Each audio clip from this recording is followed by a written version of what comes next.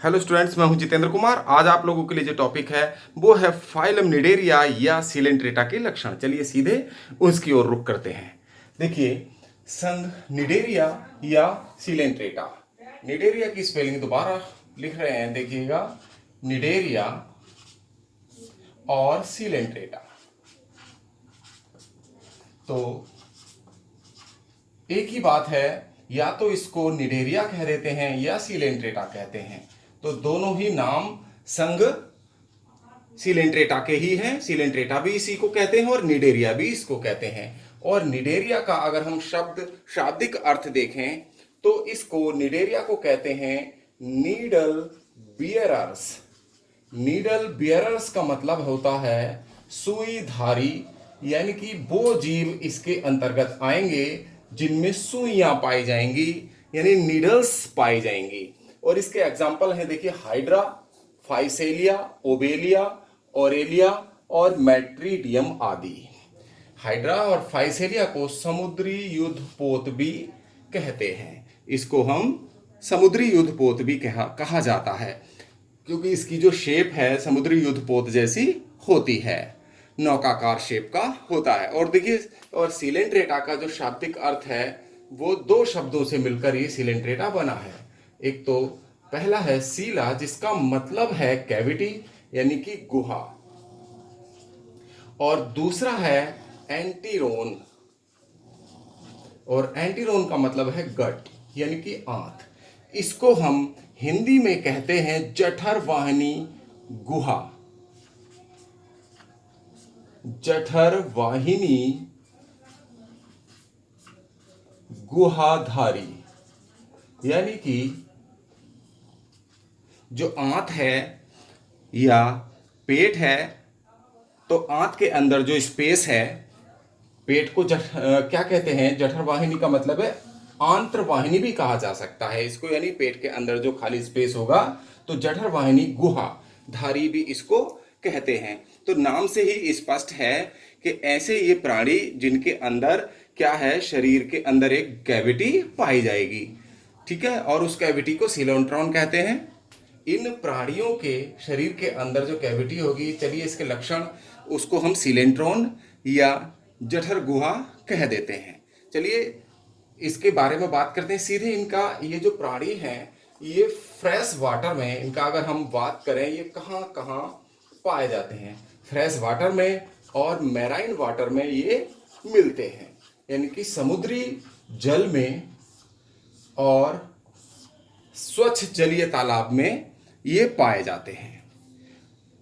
दूसरा है इनका जो साइज है, ये कितने साइज के होते हैं, तो इनका जो साइज होता है वो 2 मिलीमीटर से 12 मिलीमीटर तक होता है। इनका जो साइज है, यानी कि बहुत छोटे जीवधारी होते हैं। ये धागे की तरह स्वच्छ जलीय तालाब में किसी जलीय पौधे के अंदर, हाइड्रिला नामक जो जलीय पौधा है जो स्वच्छ जलीय तालाब में पाया जाता है, तो वहां पर धागे की तरह ये इस प्रकार इसकी निचली सतह पर, पत्ती पर इस तरह से धागे की ओर हिलते रहते हैं। तो ये हाइड्रा होते हैं, जो ये जो प्राणी हैं, और जो जलीय तालाब के अंदर पाया जाने वाला, यानी कि स्वच्छ जलीय पौधा है, जलीय तालाब के अंदर पाया जाने वाला जलीय पौधे का नाम है हाइड्रिला। तो हाइड्रिला पौधे में हाइड्रा पाए जाते हैं। और भी कोई आधार हो सकता है, जल के अंदर कोई सूखा हुआ तिनका भी होगा तो उस पर भी ये धागे की तरह हिलते हुए दिखाई देते हैं। चलिए इसका अभी हम बताते हैं, हाइड्रा की एक स्ट्रक्चर अलग से बनवा के दिखाएंगे, लेकिन यहाँ देखिए इसके केवल कैरेक्टरिस्टिक्स देखते हैं। दूसरा है ये जो है डिप्लोब्लास्टिक, इनका जो शरीर होता है वो द्विस्तरीय होता है, यानी कि डिप्लोब्लास्टिक होते हैं ये सब, द्विस्तरीय शरीर होता है इनका, हाइड्रा, फाइसेलिया, ओबेलिया, ओरेलिया और मैट्रीडियम आदि का। इनका जो शरीर होगा वो कैसा होगा, डिप्लोब्लास्टिक। 2 स्तर होंगे, एक बाहरी स्तर और एक आंतरिक स्तर। बाह्य स्तर त्वचा वाला स्तर कहलाता है, स्किन, और दूसरा अंदर का जो है वो जठर स्तर कहलाता है। अब आता देखिए इनकी जो सिमेट्री है, इनमें रेडियल सिमेट्री पाई जाती है। इनका जो शरीर है, सिमेट्री की बात करें तो सिमेट्री का मतलब होता है सममिति। तो इनका जो शरीर है, सममिति कैसी होगी, रेडियल सिमेट्री होती है, यानी कि अरीय होता है, रेडियल सिमेट्री, यानी कि इनका शरीर जो होगा वो बेलनाकार होगा, तो इसको हम रेडियल सिमेट्री कहेंगे, यानी कि अरीय सममित होते हैं। इनका जो शरीर होगा वो कैसा होगा, अरीय सममित होता है। इसको भी आप लोग ध्यान रखेंगे। तो इनका शरीर कैसा होगा, अरीय सममित होगा, रेडियल सिमेट्री पाई जाएगी। और इनका जो बॉडी ऑर्गेनाइजेशन होता है इन सभी का, हाइड्रा, फाइसेलिया, ओवेलिया, ओरेलिया का, तो इनका बॉडी ऑर्गेनाइजेशन यानी कि शारीरिक संगठन जो होगा वो शारीरिक संगठन वो टिश्यू ग्रेड का होगा, यानी कि ऊतक स्तर का होता है। टिश्यू ग्रेड का होता है, टिश्यू ग्रेड का होता है, यानी कि ऊतक स्तर तक का होता है। अब आता देखिए, इसके शरीर में निमेटोसिस्ट पाए जाते हैं। देखिए, इस संघ के प्राणियों में यानी कि सिलेंट्रेट्स में यानी निडेरिया संघ के प्राणियों में निमेटोसिस्ट पाई जाती हैं। इनमें निमेटोसिस्ट पाई जाती हैं और इनको हम स्टिंगिंग सेल्स भी कहते हैं, अर्थात दंश कोशिकाएं पाई जाती हैं। और दंश कोशिकाओं का जो कार्य होता है, दंश कोशिकाएं पाई जाती हैं और दंश कोशिकाओं का जो काम होता है वो होता है न्यूट्रिशन, यानी कि पोषण से संबंधित, यानी कि ये पोषण यानी कि भोजन को पकड़ने में या भोजन ग्रहण करने में सहायता प्रदान करती हैं। सेफ्टी, सुरक्षा प्रदान करती हैं, ये सेफ्टी के लिए भी प्रयोग होती हैं हाइड्रा में और इस संघ के सारे प्राणियों में। और तीसरा है ये लोकोमोशन यानी कि प्रचलन में भी सहायक होती हैं। निमेटोसिस्ट, ये कौन कौन से निमेटोसिस्ट किस किस काम में आएंगी, पोषण में, सुरक्षा में और लोकोमोशन यानी कि गति में। तो इसमें जो पोषण, सुरक्षा और गति के लिए क्या है, सहायक होती हैं दंश कोशिकाएं। और हाइड्रा की देखिए हम संरचना भी बनाते हैं, हाइड्रा को साथ साथ बनाते भी चलते हैं। आपको बता देते कि हाइड्रा की जो स्ट्रक्चर है वो इस प्रकार से होती है। इसका जो शरीर होता है बेलनाकार होगा, रेडियल, और इसमें जो इसका जो आधार होता है, इसके आधारीय भाग को हम बेसल डिस्क कहते हैं। इस आधारीय भाग बेसल डिस्क द्वारा ही किसी जलीय पौधे से या किसी जल के अंदर किसी आधार से ये चिपका रहता है। और इसके अंदर इसके शरीर का जो मुख है, मुख का जो सिर वाला भाग है, इसके सिर को हम हाइपोस्टोम कहते हैं, हाइपोस्टोम। और हाइपोस्टोम से ये शाखाएं निकली रहती हैं जिनको हम टेंटाकिल्स या स्पर्शक कहते हैं, हाइड्रा में स्पर्शक कहते हैं। और इन्हीं स्पर्शकों पर ही ये दंश कोशिकाएं लगी रहती हैं, स्पर्शक पर ही दंश कोशिकाएं लगी रहती हैं। और ये दंश कोशिकाओं में एक विशेष बात होती है, दंश कोशिकाएं क्या करती हैं, शिकार, पोषण का काम करती हैं। तो एक कोशिकीय जीवों का ये शिकार करती हैं और इनसे, टेंटाकिल्स से क्या निकलता है, एक पदार्थ निकलता है जिसको कहते हैं हिप्नोटॉक्सिन। दंश कोशिकाओं से हिप्नोटॉक्सिन नामक एक विषैला पदार्थ निकलता है। और ये विषैला पदार्थ जो है क्या है, किसी भी जीव को बेहोश कर देता है या उसे मूर्छित कर देता है और उसके बाद उस शिकार को पकड़कर ये टेंटाकिल्स मुख तक ले आते हैं। इस प्रकार इसमें हाइड्रा में पोषण होता है। इसके अतिरिक्त हाइड्रा में ये बड्स निकली रहती हैं, बडिंग द्वारा ये जनन भी करते हैं। बड्स निकली रहती हैं, कलिकाएं, मुकुल, और इन बड्स पर भी ये टेंटाकिल्स लगे रहते हैं। चूंकि ये द्विलिंगी प्राणी होता है तो इसमें क्या है, टेस्टिस और ओवरी दोनों एक ही प्राणी में बनते हैं या स्थित होते हैं, यानी कि वृषण और अंडाशय, यानी कि नर और मादा एक ही प्राणी में होंगे, तो ये बाइसेक्सुअल एनिमल होता है। चलिए देखते हैं नेक्स्ट पॉइंट। इसमें ये जो प्राणी हैं, संघ निडेरिया या सिलेंट्रेटा के जो प्राणी हैं, उनमें पॉलीमॉर्फिज्म पाई जाती है। पॉलीमॉर्फिज्म यानी कि बहुरूपता, पॉलीमॉर्फिज्म को बहुरूपता कहते हैं। पॉलीमॉर्फिज्म का मतलब है बहुरूपता। बहुरूपता का मतलब ये है कि इसमें सिलिंड्रिकल और प्लेट लाइक दोनों प्रकार की संरचनाएं इसमें बनती हैं। यानी कि सिलिंड्रिकल यानी कि इसके जो जीवक होंगे वो क्या होंगे, अलग अलग शेप के होंगे। तो ये सिलिंड्रिकल अगर संरचना है तो वो संरचना क्या कहलाएगी, पॉलिप कहलाती है। और अगर प्लेट लाइक संरचना बनती है इनमें और वो स्वतंत्र रूप से जी सकती है, प्लेट लाइक को कहते हैं मेड्यूसा। मेड्यूसा प्लेट लाइक होता है। तो इसको हम क्या कहते हैं, पॉलीमॉर्फिज्म या बहुरूपता कहते हैं। इसको लैंगिक द्विरूपता भी कहा जाता है। अब आता देखिए नेक्स्ट पॉइंट। देखिए संघ निर्डेरिया या सिलेंट्रेटा के प्राणियों में ये जो है डाइजेशन किस प्रकार होता है।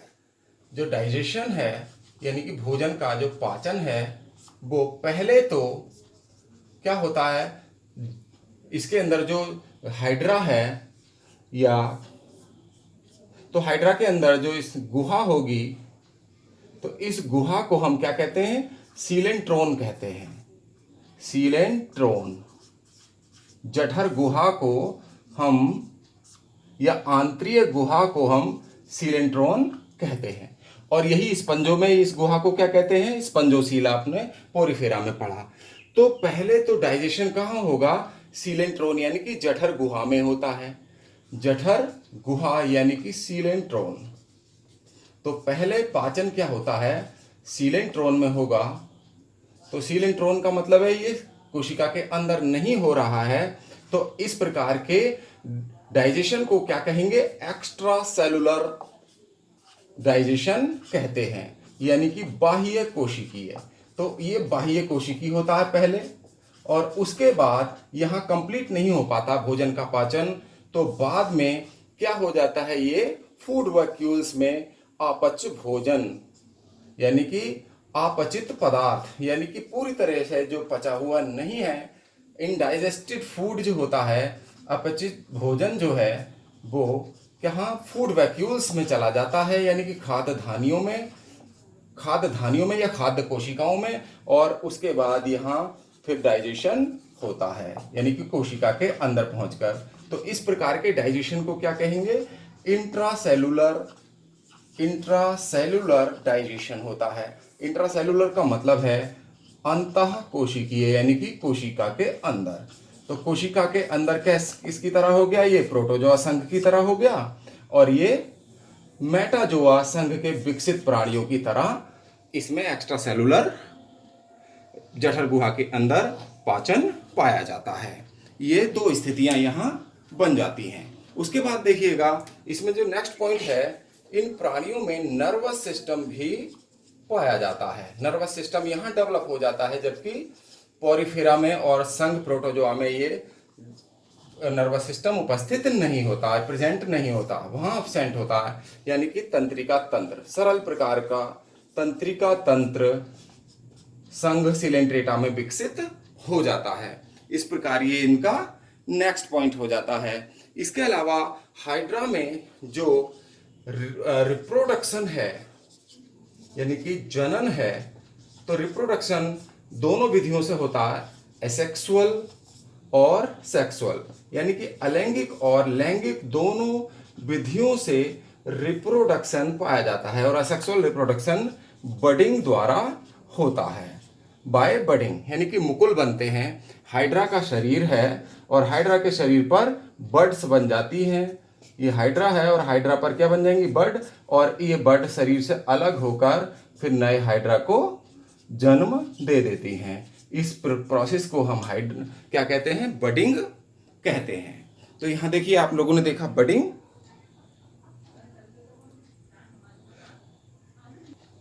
देखिए बडिंग में क्या होता है, हाइड्रा के बॉडी से एक उभार या आउटग्रोथ निकलता है, और ये आउटग्रोथ उभार को हम बड कहते हैं, और ये बड शरीर से अलग होकर नए हाइड्रा को जन्म देती है। इस प्रोसेस को हम बडिंग कहते हैं। और सेक्सुअल रिप्रोडक्शन नर और मादा जनन अंगों में यानी टेस्टिस में स्पर्म बनते हैं, ओवरी में अंडाशय में ओवम बनते हैं, और दोनों के जुड़ने से फिर सेक्सुअल रिप्रोडक्शन द्वारा जाइगोट, और उससे फिर नए हाइड्रा का या नए जीव का निर्माण हो जाता है। ये तो हुई प्रोसेस रिप्रोडक्शन की। अब आता है देखिए नेक्स्ट और लास्ट पॉइंट, हाइड्रा में रीजनरेशन यानी कि पुनरुद्भवन की कैपेसिटी पाई जाती है। पुनरुद्भवन पाया जाता है, और पुनरुद्भवन में क्या होता है कि रीजनरेशन, पुनरुद्भवन, कि अगर हम हाइड्रा को यानी कि हाइड्रा के किसी भी पार्ट कितने भी टुकड़े कर दें तो प्रत्येक टुकड़े से नया जीवधारी बन जाए, इसको हम क्या कहते हैं, पुनरुद्भवन। हाइड्रा के, ये हाइड्रा है, और हाइड्रा को हम कितने भी पार्ट्स में डिवाइड कर दें, ए बी सी, तो यहाँ 3 पार्ट्स में ये डिवाइड हो गया है। ये ए पार्ट है, ये बी पार्ट है, और यहाँ ये सी पार्ट है, ये सी पार्ट है। तो तीनों पार्ट से क्या होगा, हाइड्रा बन जाएगा। तीनों पार्ट से ही हाइड्रा का निर्माण हो जाता है। तो इसका मतलब हाइड्रा के हम जितने भी टुकड़े करेंगे प्रत्येक टुकड़े से नए हाइड्रा का जन्म हो जाता है। इस प्रोसेस को हम रीजनरेशन या पुनरुद्भवन कहते हैं। चलिए यहाँ ये संगनिडेरिया या सिलेंट्रेटा के लक्षण कंप्लीट हो जाते हैं। तो स्टूडेंट्स, आज आप लोगों को ये टॉपिक कैसा लगा? पसंद आया तो लाइक कीजिए, शेयर कीजिए, और जिन स्टूडेंट्स ने अभी तक हमारे चैनल को सब्सक्राइब नहीं किया है वो आज ही हमारे चैनल को सब्सक्राइब कर लें, और बेल आइकन का बटन भी दबा दें, जिससे आने वाले वीडियोस की नोटिफिकेशन आपको समय से मिलती रहे। आपका बहुत बहुत धन्यवाद। आपका मंगल हो।